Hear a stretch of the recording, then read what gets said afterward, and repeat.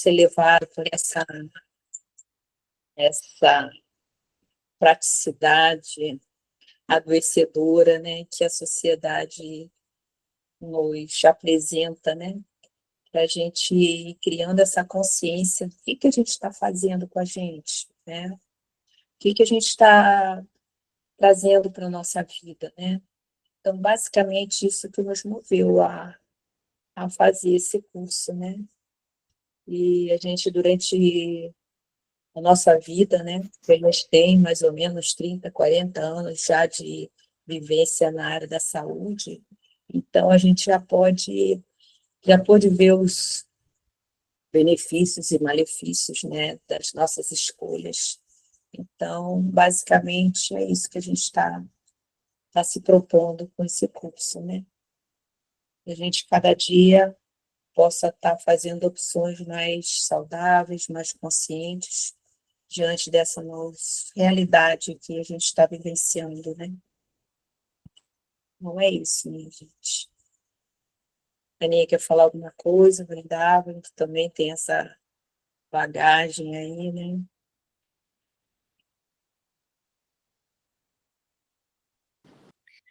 Boa noite, meninas e meninos, eu acho, não sei exatamente quem está aqui, mas então, é tudo isso que a Márcia falou, e hoje, quando eu estava revendo a apresentação para falar aqui para vocês, eu fiquei pensando que cada slide desse, por si só, daria uma aula inteira, ou mais, né? Porque são muitos conceitos, são muitas coisas, e hoje, então, tem estudos comprovando e discordando de muitas coisas nessa questão de adoecimento, de saúde, de doenças, de alimentação, de outras práticas que a gente pode estar desenvolvendo na vida da gente também. E como a Márcia falou, assim, um dos objetivos que a gente pensou é dar algumas noções para vocês terem como fazer melhores escolhas, né? Porque cada um de nós vai estar sempre sendo levado a um lugar de fazer uma escolha positiva, melhor ou pior, para a sua própria saúde, né? E no próximo módulo, assim, que a gente vai, próximo bloco de módulos, né? Não na semana que vem, mas que a gente vai começar a conversar sobre a Ayurveda, a gente vai ver como é importante o conceito da autoobservação. Então, a gente está falando muita coisa sobre alimentos, né, que são alimentos, às vezes, que a gente gosta muito de ingerir, ou que a gente não gosta e precisaria ingerir, mas, de uma maneira geral, a gente precisa se observar para ver, será que isso faz bem para mim? Né? Porque, às vezes, o que faz bem para um não faz bem para o outro. Né? Então, a gente está, assim, também envolvido na proposta de fornecer para vocês alguns instrumentos para que vocês possam estar se habituando nesse processo de desenvolver melhores escolhas. Acho que é isso.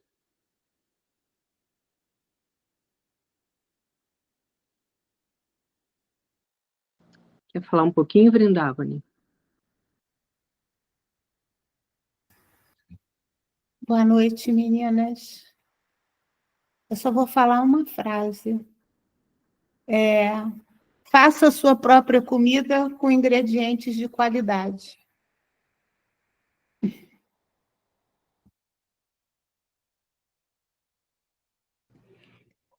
Falou tudo. Falou tudo. E eu vou acrescentar uma frase, que é um provérbio indiano muito bonito, que diz assim: cuide do seu corpo para que sua alma queira ficar.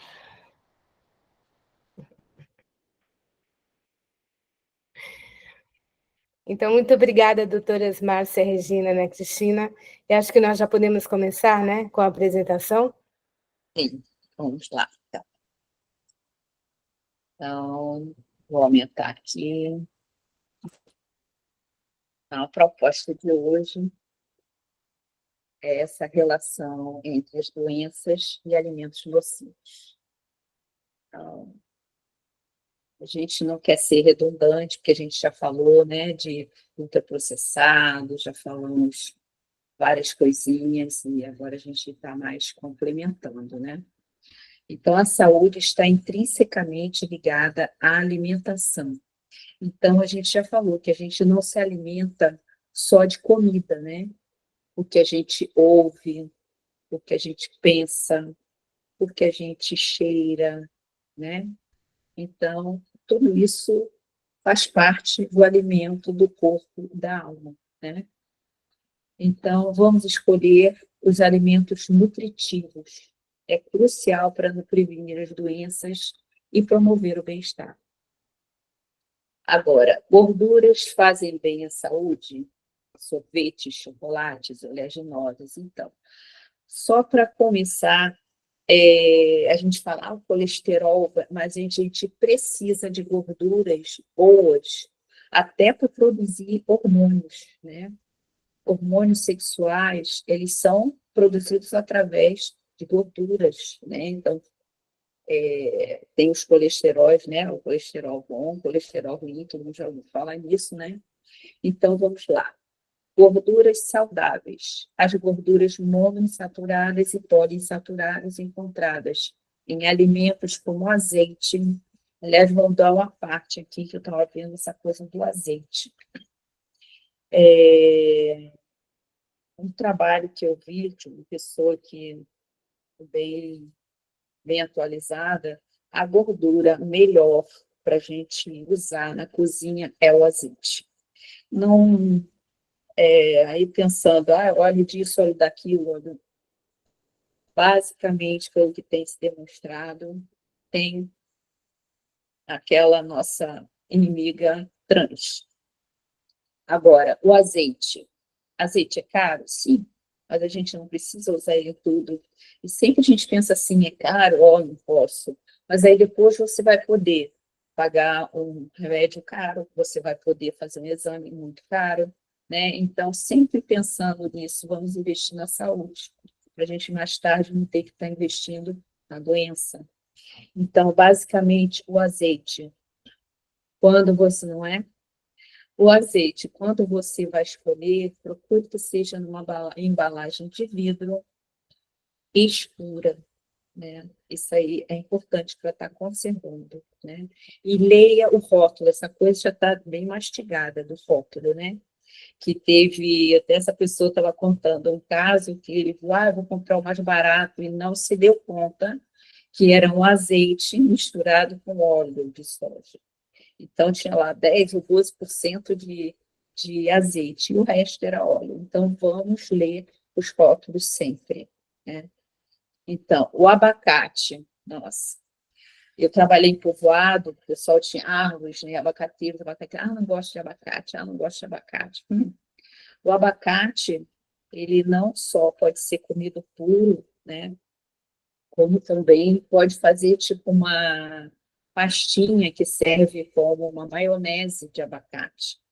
Em todos os países da América Latina e tudo, e na Europa, o pessoal come abacate mais como salada.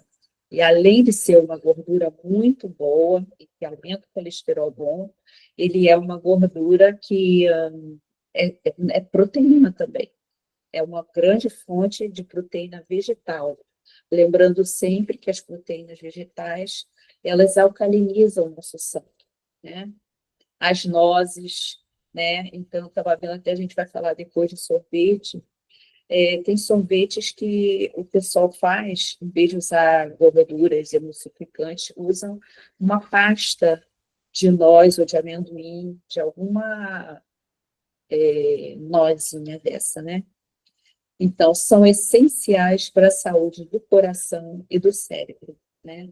E sempre lembrando, né, que a nossa microbiota, ela é responsável pela nossa saúde em geral. Até aqui uma observaçãozinha, eu quando me formei em medicina, eu estava pensando em fazer gastro, porque eu tinha intestino muito ressecado. E aí, de repente, com o passar, né, do curso, eu acabei optando pela beleza da vida, que foi a ginecologia obstetrícia. E hoje, né, com esse desenvolvimento tão grande dessa coisa de digestão, da gente ver aí o Veda e ver quão é importante a digestibilidade, que é dali que parte a energia para o corpo inteiro, né? Eu não tinha essa noção na época, né? E nem a medicina estava tão a fundo nesse aspecto. Então, as gorduras não saudáveis são as gorduras trans e saturadas, presentes nas frituras, nos embutidos, a gente já falou desses ultraprocessados, cancerígeno número 1, né? Gordura animal, né? Porque essa gordura animal, a proteína animal, os alimentos de origem animal, eles acidificam o nosso sangue. Então, quando a gente vai comer uma coisa que tem proteína ou gordura animal, você tem que estar contrabalançando, alcalinizando esse trato. Então, alimentos industrializados, já foi bem esclarecido, né? Estão relacionados, então, com problemas de saúde, como doenças cardiovasculares, né? Aí, as obstruções das artérias coronárias, né? Tanto que, hoje em dia, os Estados Unidos, né, que é assim, um país que introduziu essa junk food, essa comida rápida, né? Ela está investindo mais agora na prevenção, né? Porque os custos hospitalares são muito maiores do que você está prevenindo a doença. Tanta cirurgia, tantas coisas, em consequência a essa comida fast food, né? Então, os sorvetes, eu estou ali saudável. Os sorvetes, eles, a maioria, né, a gente fala, tem um sorvete dele, quem não gosta de sorvete, gente? Ainda mais agora que a gente está chegando no verão, né? É bom a gente ter na mente, se você for comer um sorvete na rua, ele tem gordura trans, emulsificante, papapá, corante, e, sabe? Então, opções saudáveis. A gente mais tarde vai ver essas coisas de receita e tal, mas eu vi bastante, olha, sorvete à base de inhame, tem um tal de smoothie, não sei se alguém já ouviu falar, que isso aí rapidinho você faz na sua casa. É a banana congelada com a fruta congelada, você bate isso aí e é um tipo um milkshake, nem adoce, nem precisa adoçar, é uma delícia. E eu estava vendo também receitas que você faz com um creme de aveia, e você pode adoçar, no caso, também com a banana, ou adoçando com melaço, ou açúcar mascavo, e com a frutinha. Tem bastante opção, mas aí é o tal negócio. Aí você tem que fazer em casa, né? É o que foi quem falou ali, foi brindar, né? Faça mais e coma mais em casa. Então, é isso, minha gente. Mais tarde vem as receitas, né? Então, benefício das gorduras saudáveis. Auxiliam na absorção de vitaminas lipossolúveis. O que são vitaminas lipossolúveis? Que elas são absorvidas carreadas por gorduras, né? Então, precisa da gordura para ela ser absorvida pelo corpo. Basicamente, são vitamina A, D, E e K, né? Melhoram a saúde do coração, do cérebro e promovem a saciedade, né? Riscos das gorduras não saudáveis. Aumentam os níveis de colesterol ruim, contribuem para a inflamação. A gente sabe que a inflamação, né, inflamou o intestino, você já aumenta a permeabilidade do intestino delgado, e aí, já viu, aí leva às doenças crônicas também e doenças neurológicas. Tem a história da serotonina, né? Tem várias historinhas aí que a gente ia mal de Alzheimer, doenças, né? Várias. Então, não vamos falar em doenças, vamos falar em métodos saudáveis, né? Para que a gente possa estar plantando a saúde e não a doença. Então, incorporando gorduras saudáveis no nosso dia a dia. Então, a gente falou do abacate, que é rico em gordura monoinsaturada, fibras, auxilia no controle de peso, melhora a saúde cardiovascular. Como a gente disse, ele aumenta o colesterol bom. é uma grande fonte também de proteína, não vamos esquecer isso. Agora, é calórica, né? Mas é uma caloria boa, não é uma caloria de coisas que eu não vou falar. Oleaginosas, que são as oleaginosas? Basicamente, são aquelas frutinhas do Natal, né? Nozes. Aliás, já repararam como a noz ela tem o formato do cérebro? Elas são muito boas para o cérebro, para funcionamento cerebral. Agora, nunca é comer um punhado. São 2 a 3 por dia, sabe? Não é aquela coisa que a gente come compulsivamente, né? Amêndoas também. As amêndoas também são usadas como gorduras boas para fazer o sorvete, né? E também são fontes de proteína, gente, proteína. Castanhas do Pará, castanha de caju, né? São gorduras poliinsaturadas e antioxidantes benéficos. Então, o azeite, que a gente já falou, né? Então, gravar bem, extra virgem, né? São excelentes fontes de gordura monoinsaturada e as propriedades anti-inflamatórias. Então, vamos lembrar, vamos fritar menos e quando for usar gordura para cozinhar, vamos procurar usar o azeite, tá? Então, lê o rótulo e a embalagem que seja de vidro e escura. Isso é importante para poder conservar com as qualidades que a gente espera que ele tenha, né? Então, agora, o chocolate. Pode. Chocolate pode. Agora, que chocolate é esse? Não é aquele achocolatado que a gente vai comprando. Sempre lendo rótulos, né? Então, o chocolate pode trazer benefícios e prazeres, mas sua qualidade e quantidade são importantes. O chocolate amargo, silêncio, isso. O chocolate amargo é rico em antioxidantes e oferece benefícios à saúde cardiovascular. Então, vamos lembrar o cacau, né? O cacau, sempre lê lá, o cacau. Porque muitas vezes o chocolate ele já está misturado, né? Com leite, o que seja, né?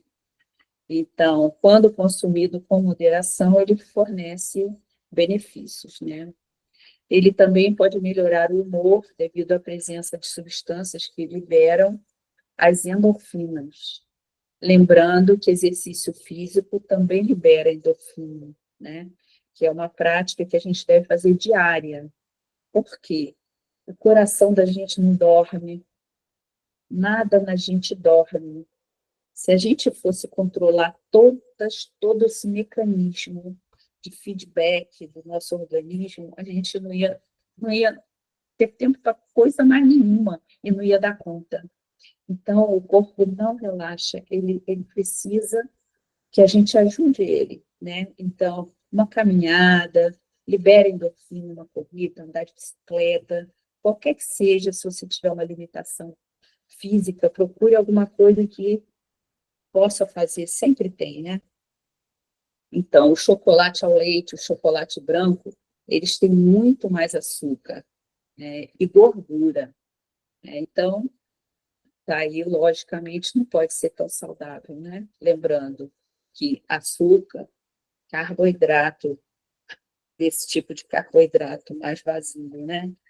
E farinha, né? A farinha de trigo branca e a preta, mais ou menos, inflamam, né?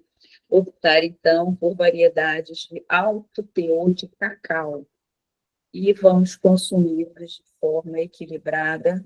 Pode ser, então, uma boa escolha, né? Então, benefícios do chocolate.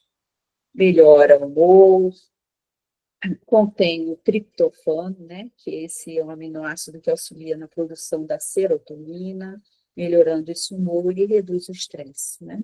Os benefícios cardiovasculares, né? O chocolate escuro é rico em flavonoides, que ajudam a diminuir a pressão arterial e o risco de doenças cardíacas. Então, é um antioxidante poderoso, o chocolate escuro, basicamente o cacau, é uma excelente fonte de antioxidante. O que é antioxidante? Oxidar é enferrujar, né? Então, enferrujar é a gente trazer acidez para o corpo. Então, quando você bota algo que é alcalino, né, assim como aquele limãozinho na salada, o limãozinho, uma aguinha morna de manhãzinha, isso aí ajuda a alcalinizar o corpo, né? Os legumes, verduras, né? As leguminosas, elas são alcalinas, fontes de proteína, né? Então, efeito positivo no cérebro. O chocolate estimula a liberação de endorfinas, que promove a sensação de bem-estar e de felicidade, né? Então, agora vamos para as farinhas, né? Então, muito cuidado, muita atenção. Ai, estou com fome, vou comer um biscoitinho. Ai, estou com fome, vou comer um pão. Ai, estou com fome, entendeu? Então, isso é caloria vazia. Então, é mais fácil a gente estar comendo um pedacinho de um abacate, que é calórico, sim, mas é uma caloria cheia de coisas boas, né? Então, vamos lá. Farinha de trigo. O que tem farinha de trigo que a gente usa muito? Pão, macarrão, né? Biscoitos, N. Então, a farinha de trigo branca é muito inflamatória, tem alto índice glicêmico e acumula gordura. A integral ainda possui um pouco mais de fibra, né, do que a farinha branca, mas também é pobre em nutrientes e rica em glúten, né? Lembrando que o glúten, ele é uma proteína, mas ele dá elasticidade à massa. Eu não entendo de massa não, sabe, gente? Mas eu pesquisei isso aí. Que depois, com outras farinhas que vai precisar para fazer essas preparações de bolos, que seja pão, precisa fazer um mix de outras farinhas para dar essa estrutura, essa liga que o glúten dá, né? Mas, atualmente, devido a essa modificação estrutural que se fez no trigo, ele virou, assim, um vilão, né? Então, a gente tem outras opções além da farinha de trigo. E com essa coisa da gente estar usando muitas coisas com farinha de trigo, né? A gente vai inflamando cada vez mais o nosso intestino, né? E trazendo essas outras doenças que a gente já viu, são várias. Então, se fosse um uso mais, vamos dizer assim, consciencioso, né, desses produtos que a gente usa, né, com farinha de trigo, não inflamariam tanto, né?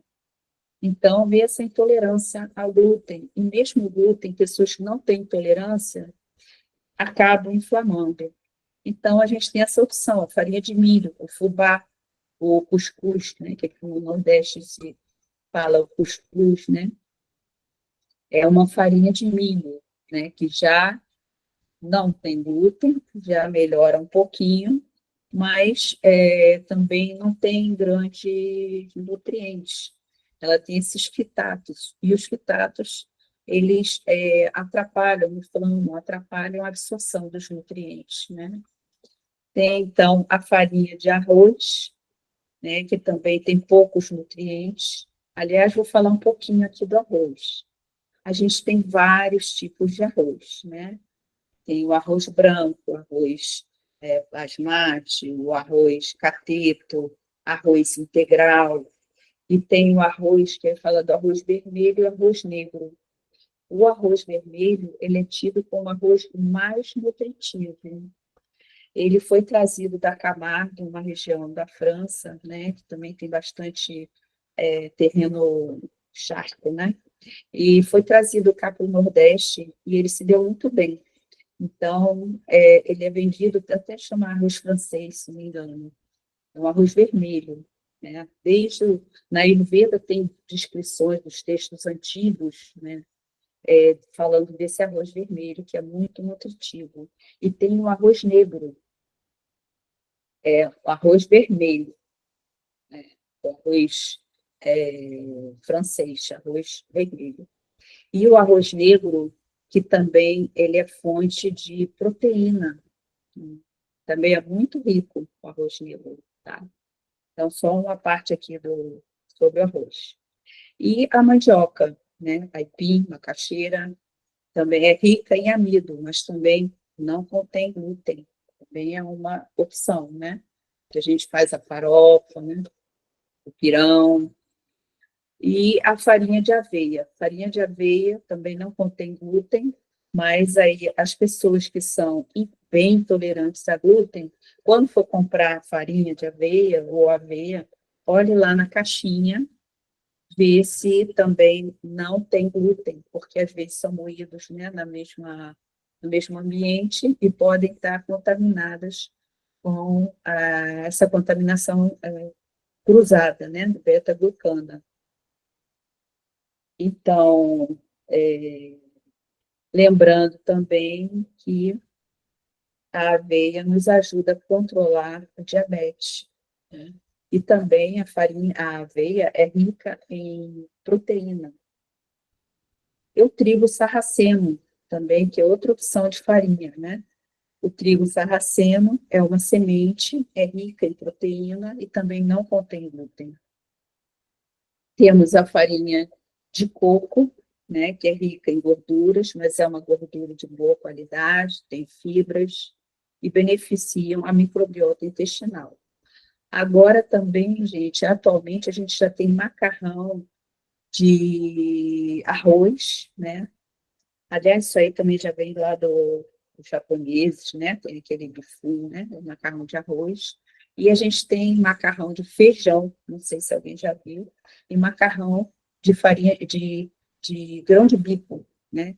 Outra farinha também bem rica é o grão de bico, né? Farinha de grão de bico, que é outra fonte de proteína maravilhosa.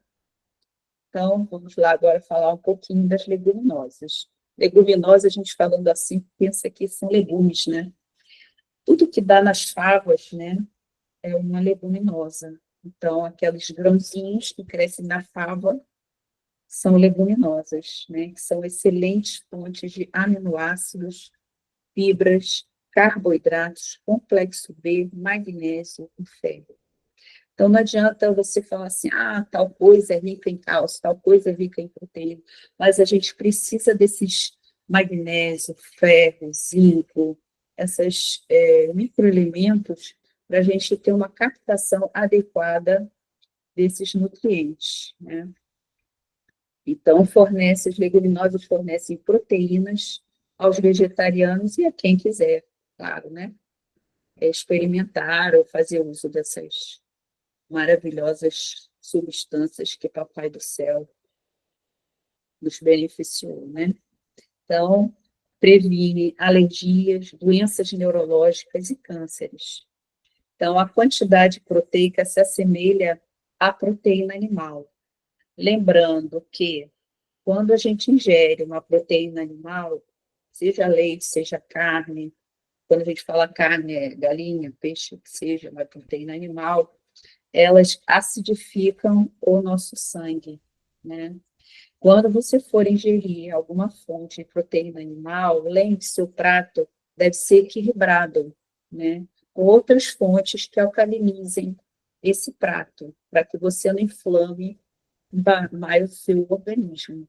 Então, que tenha uma salada, que tenha um arroz, que tenha um feijão, né? Essas opções básicas do prato brasileiro, né? Arroz, feijão, salada, ou uma carne que seja, né? E, então, em termos de proteína, elas se equivalem, né?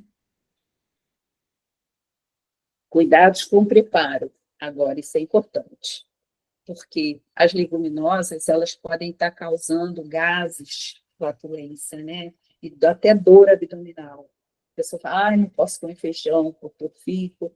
Depende, né, da quantidade, mas é muito importante deixar de molho o grão de bico, o feijão, seja lá que feijão for, porque a gente tem muitos tipos de feijão, né?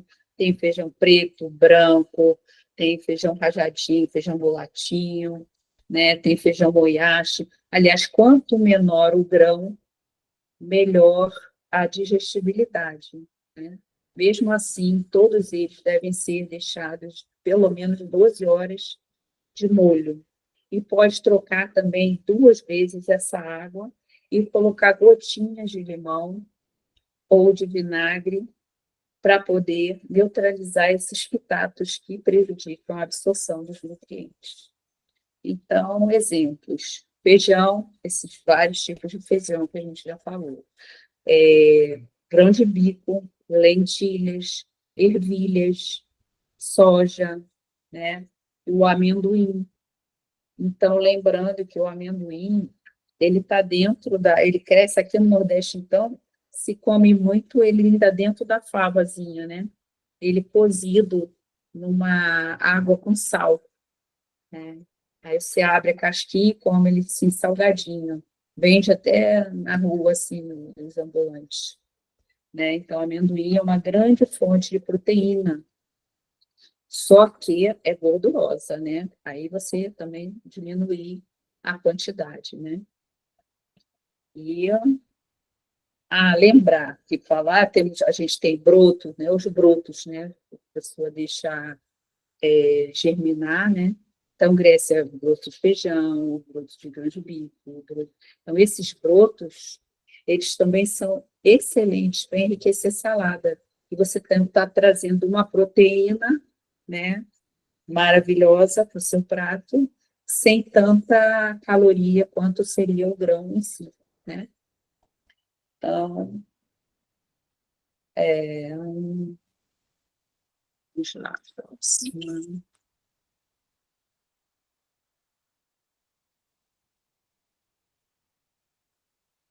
Vamos falar de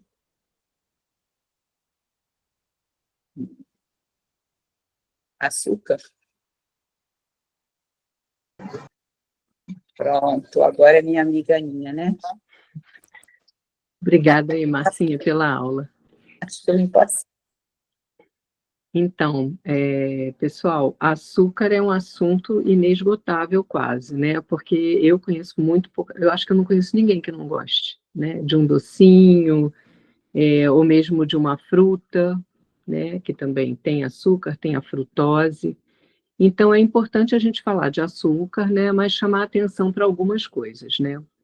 Assim, por que que a gente não deve exagerar?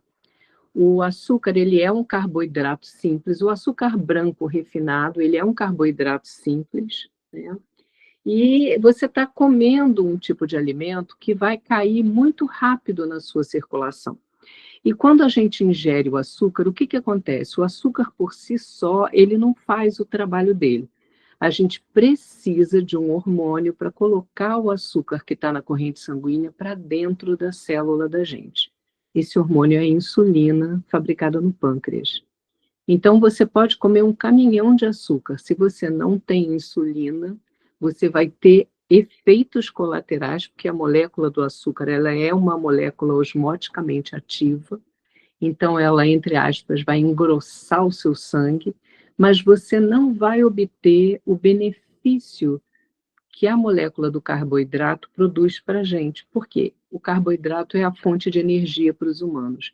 A gente tira a energia obrigatoriamente de carboidrato.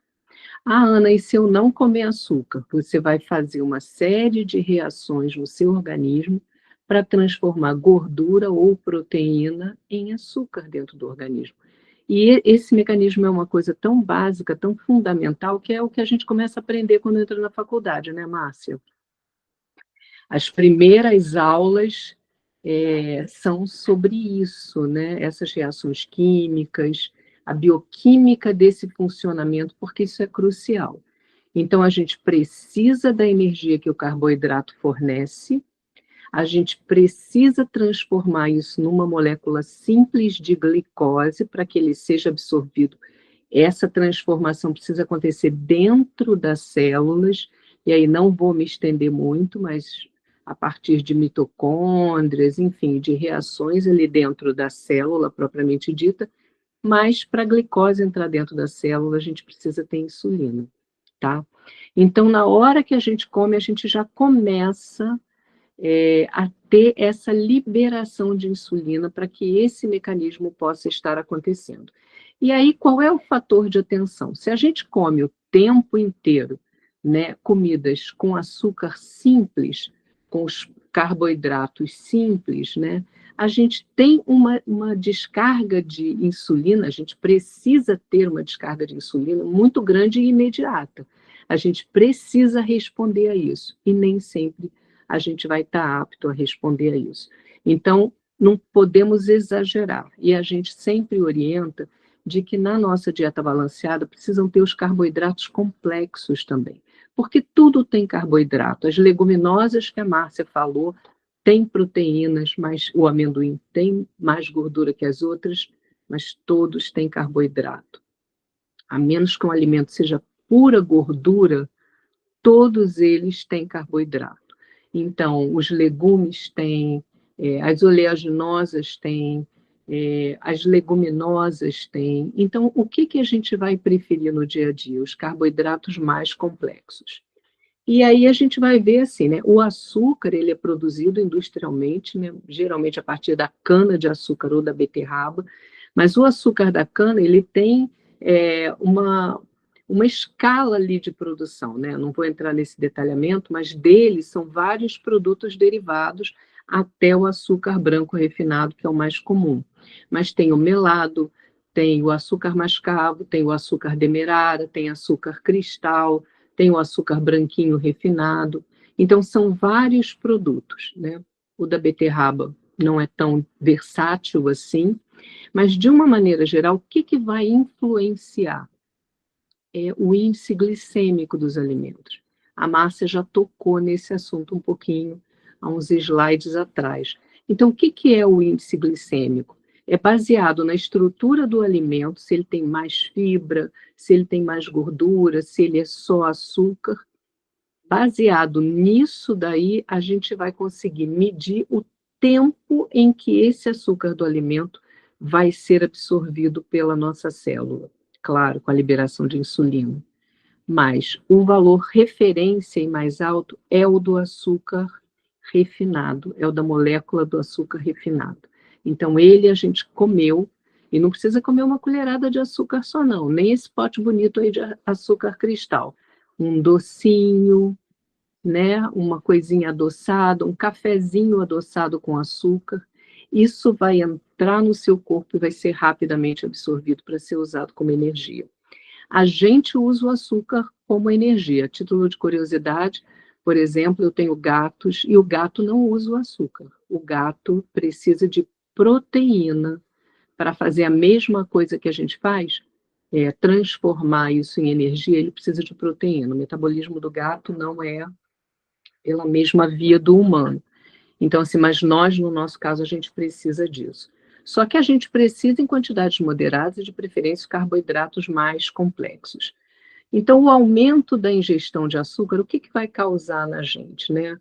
Vai ser depositado no fígado, e aí, quando a gente vai fazer um ultrassom, tem lá o médico falando, você está com fígado gorduroso, que é a esteatose hepática. É depósito de um tipo de açúcar comido em excesso e que vai acabar gerando esse tipo de problema no fígado.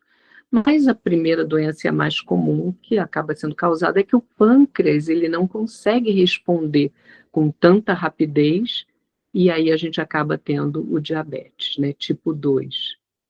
E, além de tudo, o açúcar em excesso ele participa da gênese de doenças cardiovasculares, né? É um fator que está muito associado, já comprovadamente, pela ciência. Então, a gente tem algumas alternativas saudáveis. Eu falei que existe uma linha de produção aí do açúcar, né? O melado está dentro dessa linha, mas o melado tem ferro e ele tem vitaminas, então, assim, ele é um açúcar de melhor qualidade e que a gente pode usar para adoçar ou para fazer bolos ou preparados. É que o hábito é tão mais rápido pensar no açúcar, né? Mas o melado, ele é excelente, ele repõe ferro, repõe outras vitaminas, ele tem oligoelementos, então é uma alternativa mais saudável. Mas, gente, atenção, não pode ser ingerido em grande quantidade também. O açúcar de coco ele tem menor índice glicêmico do que o açúcar de cana, né? Aí a gente tem purê de frutas que a gente pode usar. A Vânia, quando chegar nas receitas, certamente vai conversar sobre isso, porque a gente pode estar usando purê de maçã, a banana como adoçante, são bem mais saudáveis, elas têm fibras. E lembrando, Márcia está sempre falando aqui com a gente de descascar mais e desembrulhar menos, né? E aí, assim, dentro desse conceito, a gente também precisa pensar, as frutas, elas têm um açúcar que é frutose, tem um índice glicêmico bem menor do que o do açúcar da cana, por exemplo, e a fruta vem envolvida num embrulhinho que são as fibras, né? A casca, a polpa da fruta, elas têm fibra, e isso vai retardar a absorção da glicose. E o que vai acontecer de bom nisso? A insulina vai ser liberada com muito mais tranquilidade pelo pâncreas. Mas tem outras opções, né? O agave, tem o maple syrup. Então, assim, tem várias opções. A estévia também são feitos de planta com um índice glicêmico menor do que o açúcar. Mas, de modo geral, a moderação é essencial. Então, como eu falei antes, consumir os carboidratos complexos, né, as frutas, os legumes, a verdura, tudo tem carboidrato, mas consumi-los vai ser mais benéfico, porque eles trazem outros elementos, outras vitaminas e principalmente fibras na estrutura deles, né? Dave, querida, pode passar o próximo. E aí, a Márcia sugeriu, né, para a gente conversar um pouquinho sobre o mel, né? O mel é um alimento bem interessante, né? Ele é um alimento complexo. Por quê que o mel é complexo, né? Na verdade, o mel, assim, ele vai depender, não existe um mel só. Ele vai depender de onde você está, da abelha que foi usada, do tipo de flor que ela polinizou, né? E é importante a gente saber que o mel ele é um produto da digestão das substâncias que a abelha vai lá coletar na flor, e ele é produzido fundamentalmente para alimentação de abelhas, né? Ele não é produzido para alimentação humana, né? E se a gente for olhar no Ayurveda, assim, o mel ele é um alimento assim, tem alguns meles que são melhores do que outros, né? E assim, a Ayurveda é uma coisa tão interessante, né? Porque ele pode ser, ele faz muito bem para alguns, mas ele pode não fazer tanto bem assim para outros, né? Mas fundamentalmente ele depende da região onde você está, do tipo de flor que a abelha polinizou e ela vai produzir.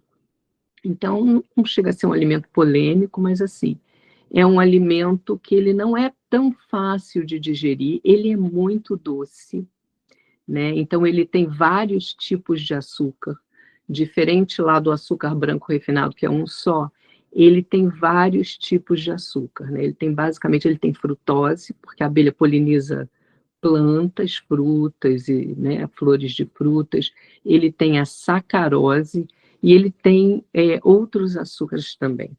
Então, assim, ele é um alimento complexo, né? É um alimento assim que ele não é um alimento simples da gente observar e achar que ele vai fazer bem para todo mundo, né? A recomendação é você ter também muita moderação. Agora, ele tem efeitos incríveis que eu tive lendo, né? Ele cicatriza feridas, né? Então, você colocá-lo topicamente na pele, ele é um cicatrizante muito bom. Ele pode melhorar a digestão e fazer bem para algumas pessoas, não tanto para todas, mas sempre usado com moderação. Agora, o que se fala, tem ação antibacteriana também, isso é uma coisa interessante. Agora, o que se fala muito hoje em relação à abelha, que a gente está vendo muito na mídia, assim, é que tem as questões sociais e de impacto ambiental e até da própria coleta do mel que vão impactar no mel que a gente consome, né? Então, assim, a maneira como o mel é extraído, né? Quando a gente tem que pensar nisso, né? Voltando lá para a primeira aula da Márcia, né? Medicina holística. Então, como é que se extrai o mel? Quando a gente está pegando o mel, a gente está pegando o alimento da abelha. Ele é feito para alimentar a abelha. Outra coisa, como se extrai o mel também?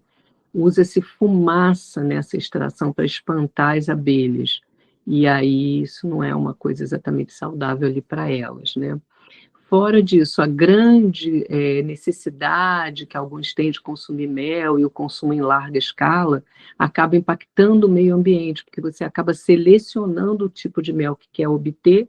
Então, se planta um único tipo de planta para a abelha polinizar, e isso tudo acaba gerando um impacto aí ambiental grande também, né? Então, só para a gente ficar alerta e pensar, e como ele é também um doce, deve ser consumido em pequena quantidade. E, pessoal, pensar sempre, né? Eu consumo mel, eu uso mel, fez bem para mim? Me senti bem?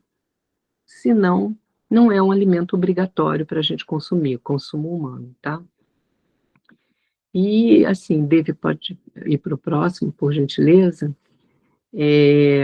Os pontos de atenção, né, que a gente sempre tem que ter, essa ética aí com as abelhas. Então, procurar o fornecedor, né, você conhecer de onde você está comprando o mel.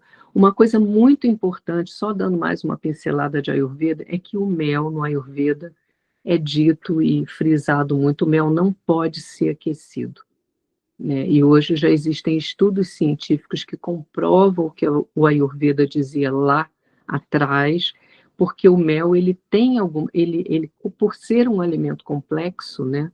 Tem vários tipos de açúcar, a abelha poliniza flores diferentes às vezes ao mesmo tempo, então ele acaba tendo uma pequena quantidade de substâncias tóxicas também, que aquecidas vão causar malefício para o corpo da gente.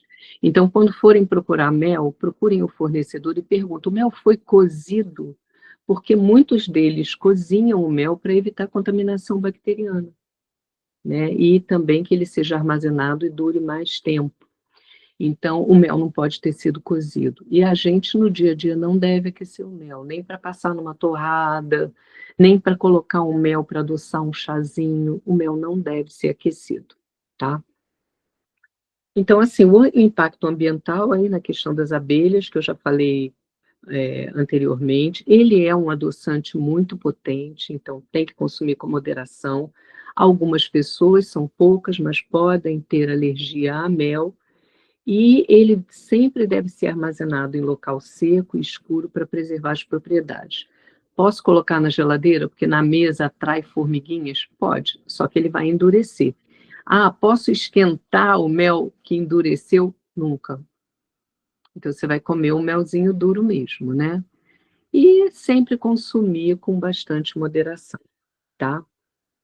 Eu vi que tem umas perguntas, mas não estou conseguindo ler aqui, depois a gente pode falar sobre isso. E a Devi pode passar. Ana, eu só queria dizer para vocês que são quase 20 horas, 19h55, então eu não sei se tem ainda muito, ou vocês querem acabar tudo hoje, ou não Não, sei. não tem muito não, tem pouquinho. Tá bom. Correr aqui. Então, agora o café, né? Rapidamente falar para vocês que o café ele é uma planta e ele tem efeitos bons também, muitos efeitos bons. Ele é um estimulante natural do sistema nervoso central, aumenta o estado de atenção, da gente prestar atenção, melhora o desenvolvimento, o desempenho cognitivo, melhora a memória, né, de curto prazo. Ele tem antioxidantes importantes, melhora o metabolismo, repõe vitamina B2, B3, K e magnésio.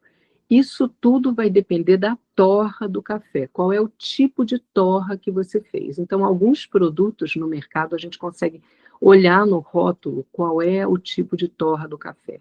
Então, geralmente tem torra clara, torra média e torra escura.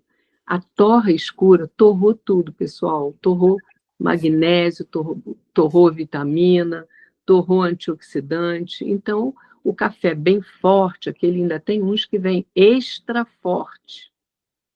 Esse aí você não tem nenhum tipo de propriedade benéfica da planta do café, né? Na verdade, ele é um chá da planta, né? Então, na torra escura, nada de benefício, ele não vai ter nenhum. Então, prefiram sempre olhar a torra clara.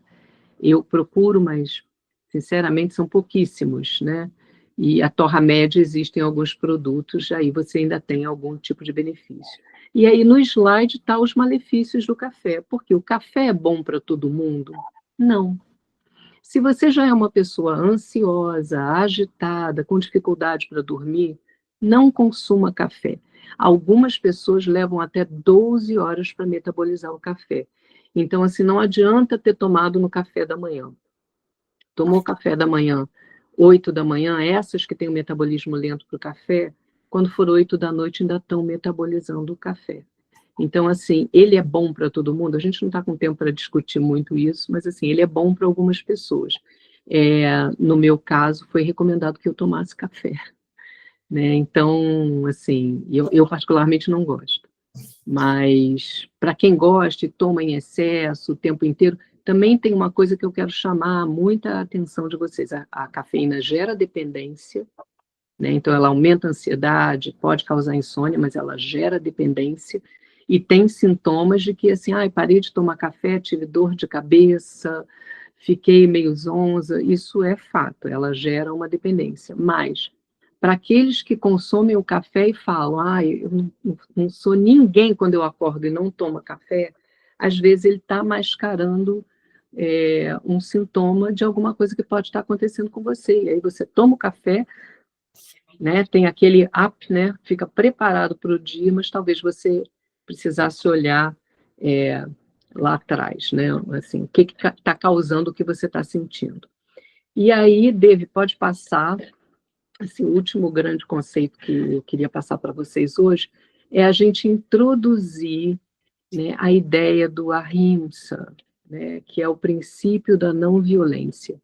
Então, a gente tem feito, hoje é a 6ª aula, a gente tem feito aula atrás da outra, trazendo alimentos, trazendo conhecimento, possibilidades de vocês fazerem melhores escolhas. E aí a gente não podia deixar de tocar nesse assunto do princípio da não violência, né? Então, o que é a ahimsa, ou não violência? É uma filosofia que a gente vai ver em várias religiões lá na Índia, né? E essa palavra quer dizer, basicamente, não violência, ou então ter um cuidado em não ferir, não causar dano a quem? A nós mesmos, ao meio ambiente, às pessoas em torno da gente, né? Ao planeta. Tentar causar o menor dano possível, né? Então, assim, e promover paz, compaixão, harmonia. Esse conceito de ahimsa, ele é fundamental e pode ser relacionado a várias doenças, né? Então, não é uma questão que a gente vai olhar só para algum lado do ahimsa. Quando ele é aplicado com a gente vai ver que ele tem tudo a ver com saúde e com a gente não ficar doente, né? Então, pode passar o próximo, querida? E aí, assim, as reflexões sobre a ahimsa, né? No cuidado com a saúde, a gente vai perceber que um estilo de vida ahimsa, ele é importante. Por quê? Porque a gente vai fazer essas tais melhores escolhas. Não escolher o biscoitinho, que é um lanche saudável, eu preciso comer alguma coisinha à tarde. Leva oleaginosa, né? Faz uma pastinha, faz alguma coisa que você possa comer, leva uma fruta, né? Então, assim, é fazer a melhor escolha para você, é se respeitar a ponto de colocar dentro do seu corpo aquilo que você vai comer e que vai te fazer bem, né? Em relação ao meio ambiente também, quando a gente adota um estilo de vida mais ahimsa, a gente opta por produtos e por produtores que não vão estar agredindo, não vão estar usando agrotóxico, não vão ter culturas, né, as mesmas culturas dos mesmos vegetais o tempo inteiro, não vão sacrificar desnecessariamente abelhas, né? E a gente lê aí nas mídias, né, a situação das abelhas está caótica, elas estão praticamente se extinguindo do planeta, né? E elas são importantes para preservar a biodiversidade, outras coisitas mais, né? Então, quando a gente adota esse estilo de vida, a gente passa a olhar o meio ambiente como importante, e como foi falado lá na primeira aula, e como a Vrindavani também já frisou, que ela já falou de exemplos, né, que ela vê de agricultura sustentável ou não. Então, a gente acaba pensando nisso como uma parte da gente também, né? O Ahimsa também, com a saúde mental e emocional, ele é super bem-vindo, né? Porque o que vai falar do tratamento que a gente dá para nós mesmos? Então, assim, diminuir a autocrítica, diminuir a exigência de trabalhar demais, de ficar acordado até tarde, de dar conta de tudo, de dar conta de todo mundo, né? Reduzindo o estresse e reduzindo a ansiedade para a gente também. E a gente vai ver na prática que algumas medicinas integrativas e holísticas, elas prezam por uma questão de não violência no que diz respeito aos tratamentos. Então, são tratamentos menos invasivos e maior respeito à escolha do paciente. Hoje a gente já tem instrumentos até jurídicos que cuidam disso. Então, tem um documento chamado Diretivas Antecipadas de Vontade, onde a pessoa escolhe o que quer acontecer, o tipo de tratamento que ela vai fazer. Então, assim, pacientes que têm doenças graves ou doenças terminais, eles podem fazer uso desses instrumentos legais para não querer passar por uma situação desnecessária numa UTI, de serem entubados ou de fazer alguns tratamentos. Então, assim, é um estilo de vida mais respeitoso também. Deve, querida, o próximo. E aí, como é que a gente pode tratar de cultivar esse tal de ahimsa, né? Então, assim, tem práticas do dia a dia que a gente pode estar fazendo uso. Mindfulness e as práticas meditativas que vão acabar interferindo no nosso controle mental, gerando mais paz, né? Evitando reações impulsivas. Então, são práticas bem-vindas, né? Cultivar a compaixão, né? Se encantar realmente com o mundo que a gente vive, com as coisas que a gente tem, né? As coisas bonitas que estão na nossa vida, ter mais compaixão com a gente, se respeitar mais, ter compaixão com o outro também. Buscar um diálogo construtivo, que seria ouvir com empatia, né? A gente não tem nem tempo para ouvir. Então, é muito importante saber ouvir, saber calar, né? Às vezes a pessoa quer falar, mas não quer a sua opinião, né? E a gente vai lá e dá a opinião, né? Então, assim, ouvir com empatia vai fazer a gente perceber qual é a atitude melhor para ser tomada ali na hora, né? E cria essa relação de respeito. E uma resolução pacífica dos conflitos. E aí a gente vai ver uma coisa que está muito em voga hoje, que é a comunicação não violenta, né?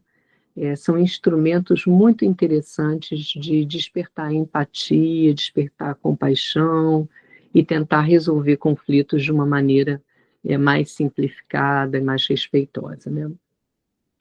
Eu acho que assim, de importante era isso, né, Márcia? Porque aí a gente tem 2 slides a mais, David, que são só sobre doença e saúde, mas eu acho que tudo que foi dito aqui, né? Não sei se Márcia quer complementar alguma coisa, o outro é de dicas de alimentação saudável, mas acho que a gente tem falado durante todas as aulas aí sobre isso.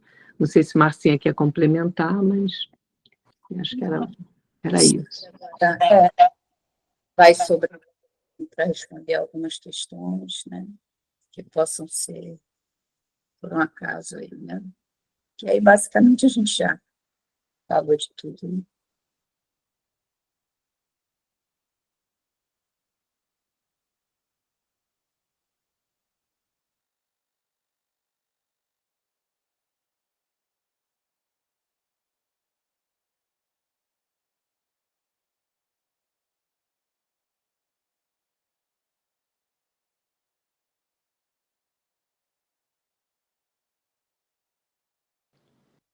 Vocês querem perguntar alguma coisa?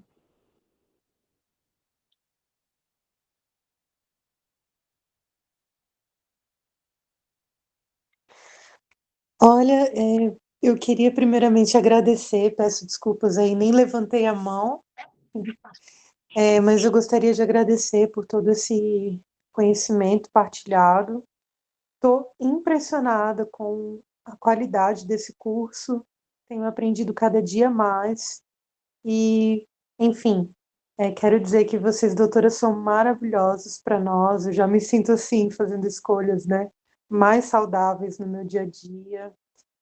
Sei que ainda existe um longo percurso, né, para alcançar, mas Queria dizer que vocês têm ajudado bastante nessa conscientização aí com os alimentos. Muito obrigada.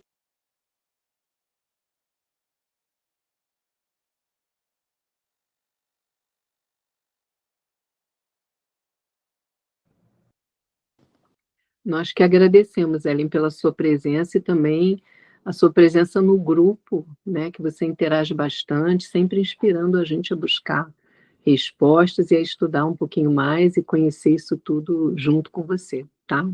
Gratidão aí. Imagina, eu sou eu que só agradeço, né, pela oportunidade de estar aqui com vocês. Eu tenho uma pergunta.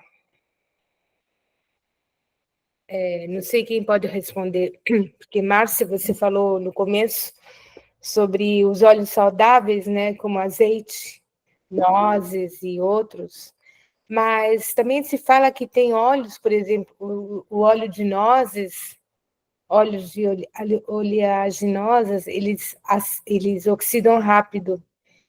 Então, qual é como é que diz, o malefício? Qual é o que causa, né, assim, o lado ruim de consumir um óleo que está oxidado? Vocês poderiam explicar, alguma de vocês? O oxidado, o que, pelo que eu pesquisei, foi a gordura trans. O óleo, e ele acidifica o sangue, né? Por exemplo, o óleo saudável, como óleo de nozes, que ele oxida rápido, então essa oxidação, ele torna o sangue ácido, é isso? Isso, é isso. Oxidar é isso, é tornar o sangue ácido. Ah, tá. Tá bom. Obrigada. Fale, Doris. Boa noite, gratidão por tanto conhecimento. Sempre a gente tem um aprendizado a mais, e vocês, não sei se pela continuidade, mas vocês têm uma forma de passar as informações muito positivas, que facilita logo a pessoa a entender. Mas eu tenho uma dúvida com relação ao própolis.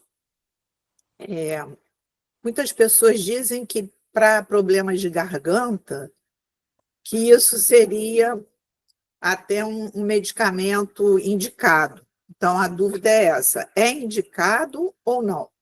Própolis, né? Sim. Própolis é ótimo. Agora, como diz Ana sempre fala, você tem que ver também essa coisa que tem gente que não se dá bem com mel, tem gente que não se dá bem com própolis, né? Mas o própolis, ele é um antibiótico natural. Inclusive, você pode pingar purinho na garganta, é bem forte, né? Mas pode ser misturado com tipo, 5 gotinhas de uma colherzinha de mel. Mel não é adoçante, mel é remédio, né? Então, você pode pingar, pegar uma colher de sobremesa, botar um pouquinho de mel, umas 5 gotinhas do próprio extrato de própolis e umas gotinhas de limão. Essa misturinha, para você tomar 3 vezes por dia, é muito bom. Se você suportar, purinho assim na garganta, umas gotinhas, vai arder, vai queimar, e assim, de imediato, vai dar uma anestesia. É muito bom. Eu recomendo. Muito bom. Agradeço, porque eu tive uma experiência que eu fiz isso, e ardeu muito. Eu falei, será que puro não era para fazer? arde, queima, mas assim, imediatamente anestesia. Não sei se você teve essa experiência. Eu já boto purinho, mas não é gostoso. Ele arde e queima, mas procura botar bem lá no burgomilo, que nem o povo fala, né? Bem lá dentro, atrás da língua. Mas é muito bom. Ok. Tá? Agora eu vou ficar com mais confiança para fazer isso. Gratidão. Nada, disponha. Mais alguém? Tudo bem?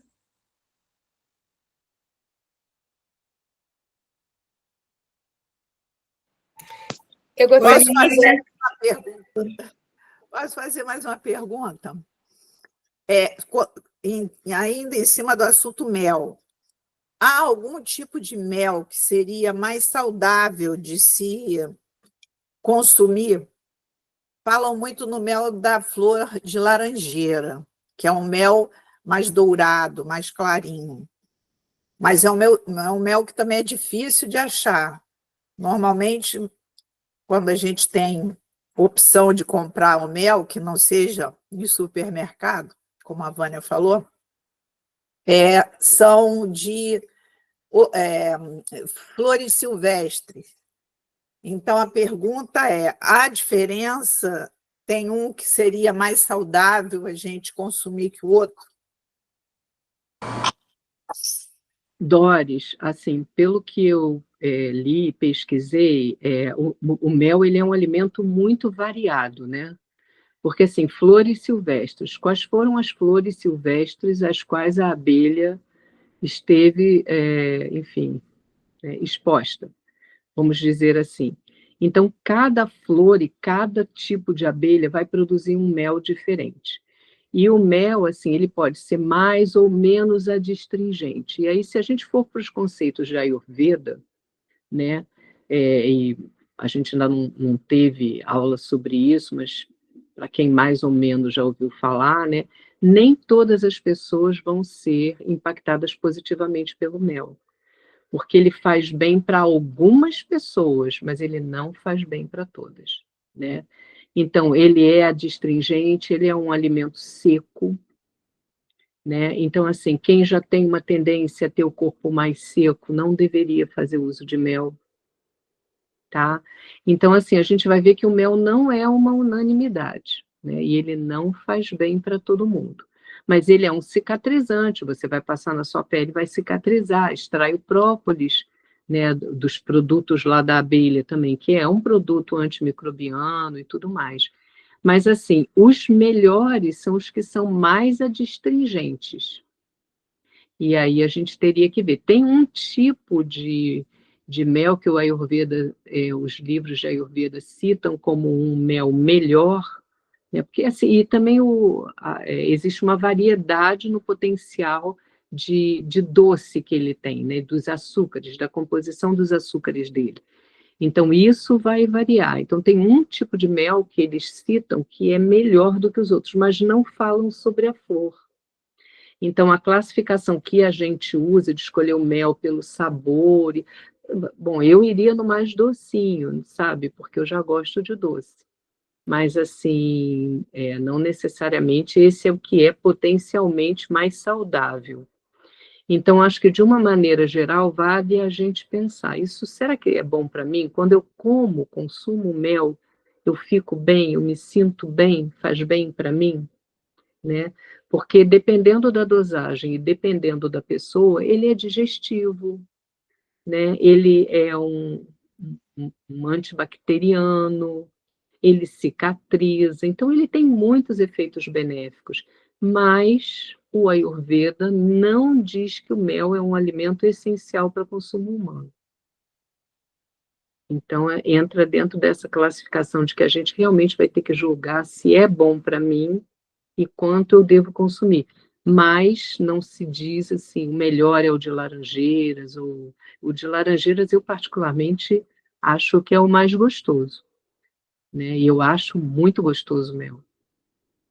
Eu acho um alimento muito para mim é gostoso, né? Muito gostoso. Mas assim, aí eu acho que a gente vai ter que adotar esse critério de você perceber se faz bem para você. E não comprar o mel que foi cozido. E não esquentar o mel. Isso é uma coisa que é bacana, tá? Procurar de fonte mais cooperativa, né? Dos agricultores mais conhecidos, assim, né? Coisas assim. Ok, muito obrigada. Eu gostaria de agradecer vocês pela ótima apresentação. Muitas coisas a gente já sabe, mas, assim, explicar de uma forma profunda e com essa visão mais médica, né, científica, ajuda muito a entender, né, porque a gente tem noção assim superficial, mas a apresentação de vocês foi muito enriquecedora. Muito obrigada.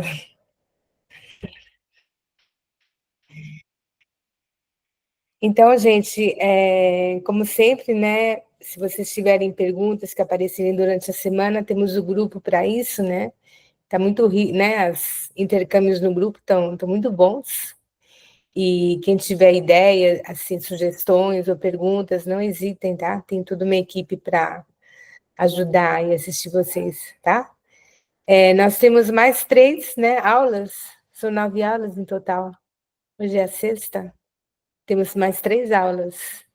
Então, vai até o começo de dezembro. Então, esperamos que vocês estejam todos aí para as próximas 3, que vai ser cada vez melhor. Então, boa noite para todos. Muito obrigada pela participação de vocês. Tchau, tchau. Tenham uma ótima semana. E a gente se vê. Nos vemos domingo que vem. Tchau, tchau. Boa noite. Boa noite. Tchau, boa noite.